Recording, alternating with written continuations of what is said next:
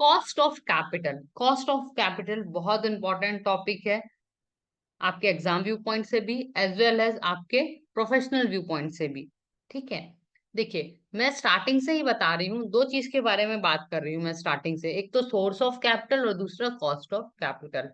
आप सबको क्लियर होना चाहिए सोर्स ऑफ कैपिटल क्या होता है, कॉस्ट ऑफ कैपिटल क्या होता है। फिर से मैं एक बार और एक्सप्लेन कर रही हूँ जो स्टूडेंट्स स्टार्टिंग में नहीं थे, क्योंकि आगे वो कनेक्ट नहीं कर पाएंगे जब तक उनको ये बेसिक दो चीजों की मतलब नहीं होगा।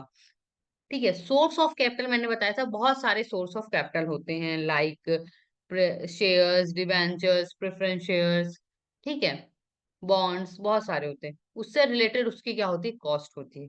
एक सिंपल एग्जांपल के साथ मैं आपको बता रही हूँ। जैसे एक सोर्स ऑफ कैपिटल है हमारे पास, कहाँ सोर्स ऑफ कैपिटल मतलब जहां से हम पैसे ले सकते हैं अपने बिजनेस में लगाने के लिए।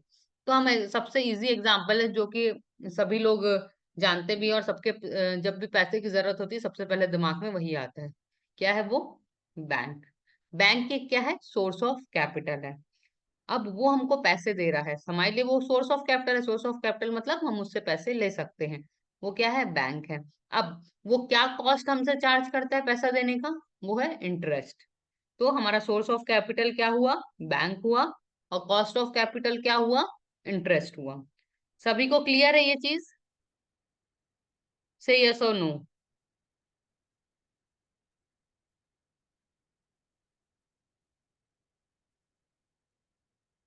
ठीक है, जैसे मैंने ये एग्जांपल बताया, बैंक क्या है, सोर्स ऑफ कैपिटल है, और कॉस्ट ऑफ कैपिटल क्या है उसका, इंटरेस्ट।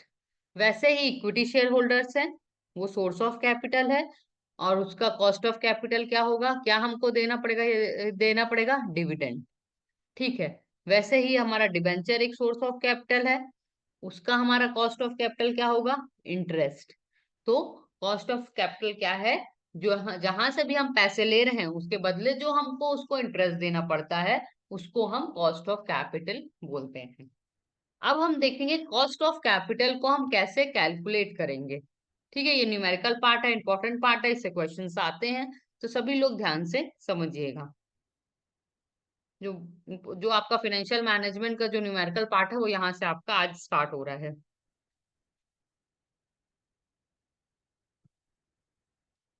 ठीक है, in this cost of capital chapter we will going to discuss about cost of long term debt, cost of preferential capital, cost of equity capital, cost of retain earning, and then weighted cost of capital. Weighted cost of capital का मतलब होता है sum total of all above cost. Now cost of capital, cost of capital क्या होता है, the cost of capital is the minimum rate of return required on a particular investment for the incremental risk undertaken to be rational from a risk reward stand point. Cost of capital क्या है, एक minimum rate of return है जो कि expect करता है एक investor कि यदि वो पैसे लगा रहा है तो उसको उतना पैसा इन रिटर्न मिले। ठीक है, और क्यों उसको पैसे मिले, क्योंकि वो रिस्क ले रहा है आपको पैसे देके। तो उस रिस्क के लिए वो क्या चार्ज करता है, एक इंटरेस्ट चार्ज करता है, उसको हम कॉस्ट ऑफ कैपिटल बोलते हैं। It represents the price a company pays for borrowing money or raising capital to fund its activities or investment। ठीक है, बेसिकली क्या होता है ये एक प्राइस है जो कि कंपनी क्या करती है, पे करती है उन लोगों को जिससे वो उधार में पैसे ली है। Let's start with sources of long term finance. अब क्या क्या सोर्सेज है लॉन्ग टर्म फाइनेंस के, कल हमने डिस्कस किया था। पहला था डेप्ट, दूसरा है प्रेफरेंस शेयर्स, तीसरा है इक्विटी शेयर्स, और चौथा है रिटेन अर्निंग।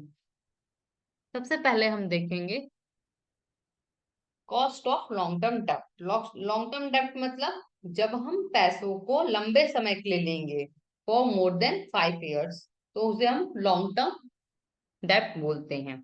अ डेप्ट instrument is a fixed income assets used to raise capital.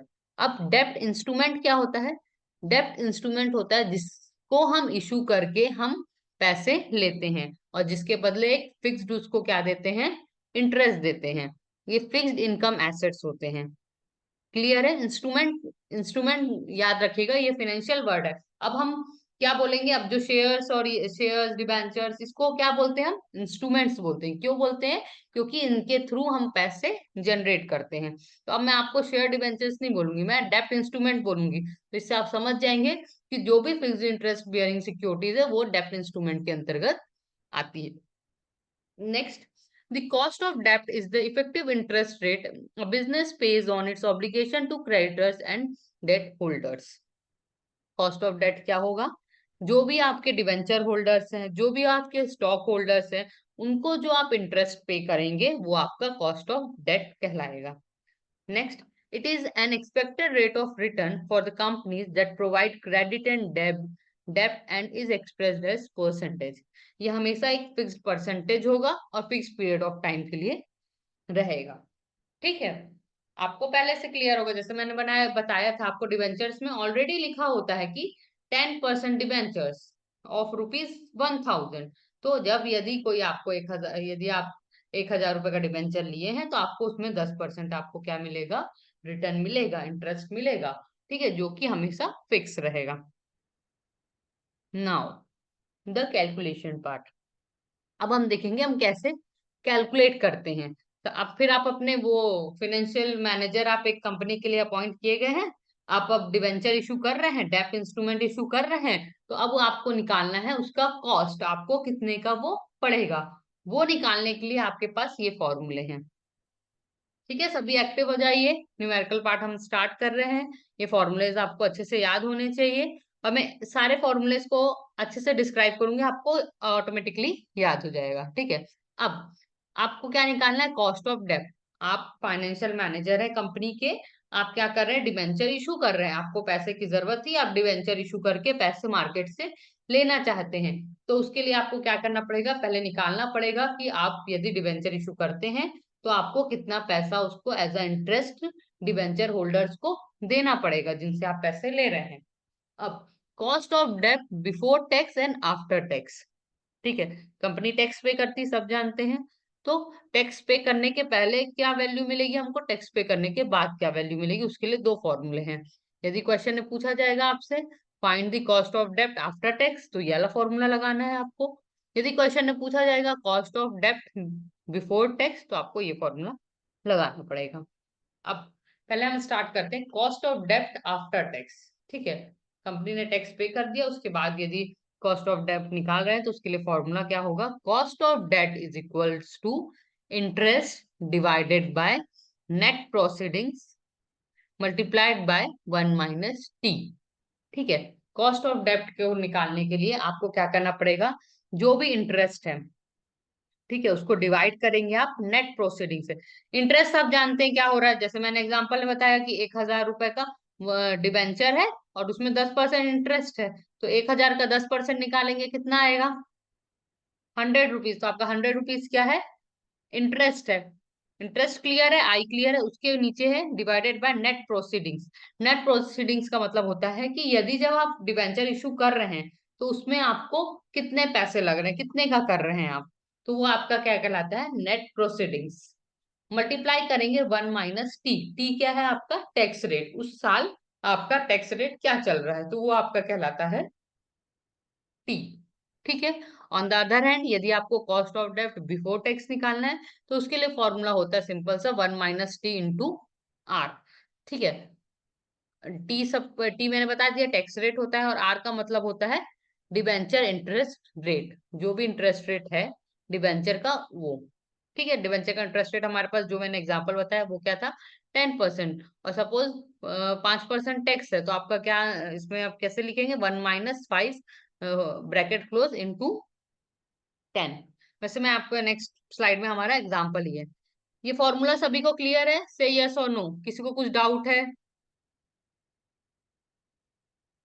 हाँ, ये इंस्ट्रूमेंट मतलब होता है सिक्योरिटीज, वो इंस्ट्रूमेंट कोई भी हो सकता है जिससे आप पैसा ले रहे हैं। ठीक है, जिसके थ्रू आप पैसा ले रहे हैं, आप शेयर्स आपके लिए इंस्ट्रूमेंट्स है, डिबेंचर्स आपके लिए इंस्ट्रूमेंट्स है, बॉन्ड्स आपके लिए इंस्ट्रूमेंट्स है।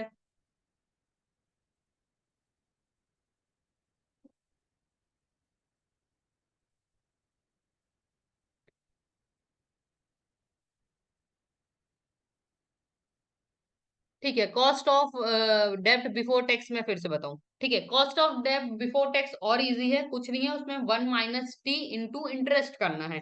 इसमें आर लिखा फॉर्मूले में, मतलब इंटरेस्ट रेट ही है, डिबेंचर का जो इंटरेस्ट रेट है उसको हम मल्टीप्लाई करेंगे। अभी क्वेश्चन देखेंगे, उससे आपको और क्लियर हो जाएगा। Net proceeding, Akhilesh Kumar, net proceeding का मतलब होता है कि जब आप जो डिबेंचर इशू कर रहे हैं उसकी वैल्यू क्या है, कितने रुपए का है वो। सपोज 1,000 रुपए का है तो नेट प्रोसीडिंग आपकी 1,000 रुपए रहेगी। ठीक है, यदि आप और इस, चलिए ठीक है, तो मैं फॉर्म उसके साथ बताती हूँ, मैं क्वेश्चन के साथ, तो और अच्छे से आप लोग को समझ में आएगा ना।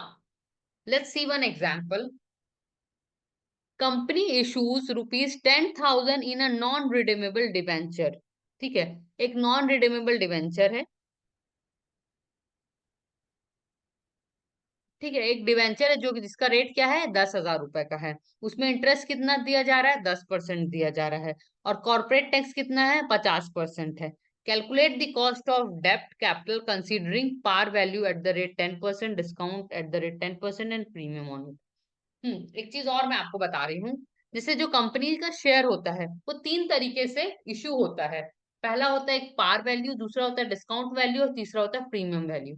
जैसे मैंने बताया आपको एग्जांपल में कि कंपनी का जो शेयर का एक शेयर की जो वैल्यू है वो कितनी है, 10,000 है। ठीक है, यदि कंपनी उसको पार मतलब कि 10,000 का शेयर है, 10,000 में बेच रही है। ठीक है, तो वो क्या होता है, पार वैल्यू होती है। यदि 10,000 के शेयर्स को 9,000 में बेच रही है तो वो डिस्काउंट में शेयर इशू हुआ है बोलते हैं हम। ठीक है, यदि 10,000 का शेयर 11,000 में कंपनी स्टॉक मार्केट में बेच रही है तो क्या होगा, उसको प्रीमियम बोलते हैं। क्लियर हुआ। अब सिंपल सा हम पार वैल्यू में पहले देखते हैं। कंपनी इशू, कंपनी का एक शेयर का प्राइस कितना है, 10,000 रुपए है।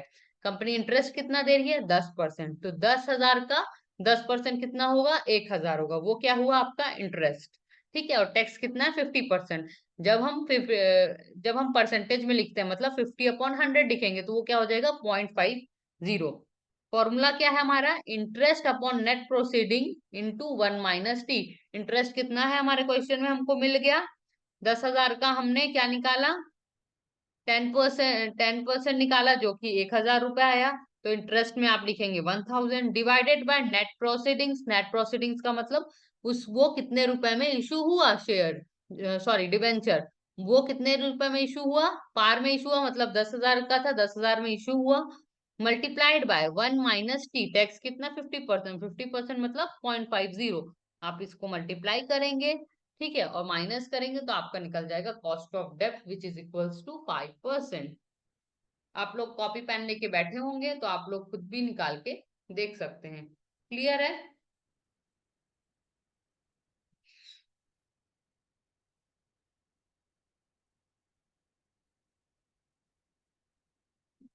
नेट प्रोसीडिंग्स का मतलब होता है एक्चुअल में वो शेयर कितने रुपए में आपको मार्केट में मिल रहा है, वो उसका नेट प्रोसीडिंग होता है। ठीक है,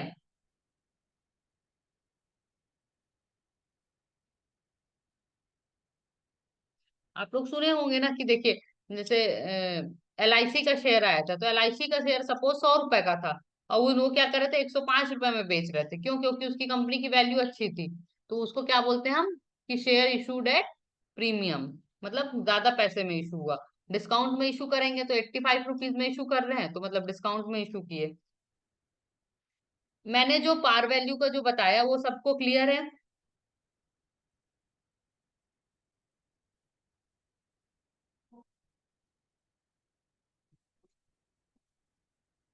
मैंने जो सिंपल सा पार वैल्यू का जो आपको फॉर्मूला बताया और जो एग्जाम्पल बताया, उतना सबको क्लियर है।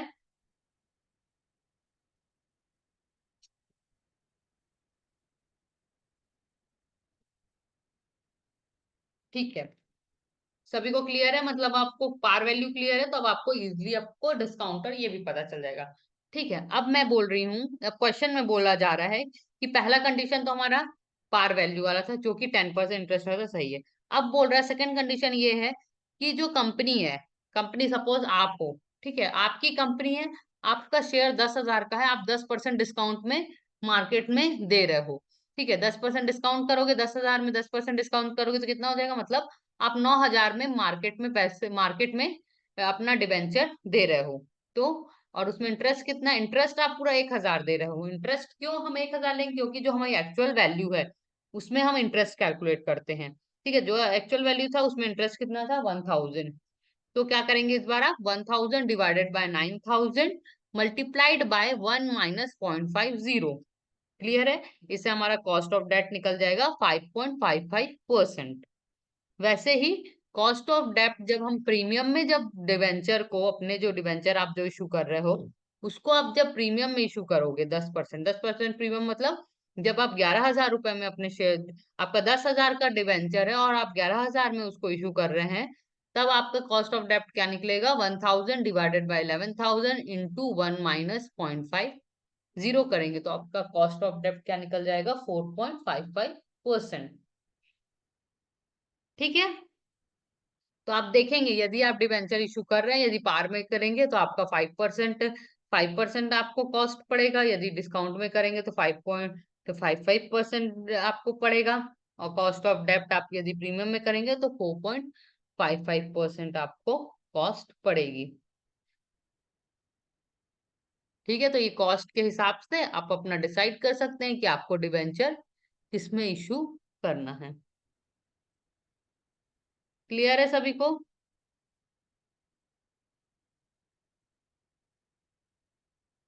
हाँ, इसका आंसर आपका परसेंटेज में आएगा।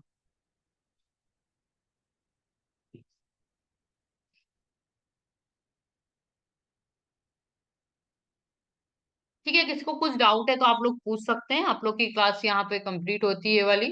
कंटिन्यू हम नेक्स्ट क्लास में और जो दूसरे मेथड्स हैं उसको हम नेक्स्ट क्लास में देखेंगे। यहाँ तक हमने जितना पढ़ा है, किसी को कुछ डाउट है तो आप लोग पूछ सकते हैं।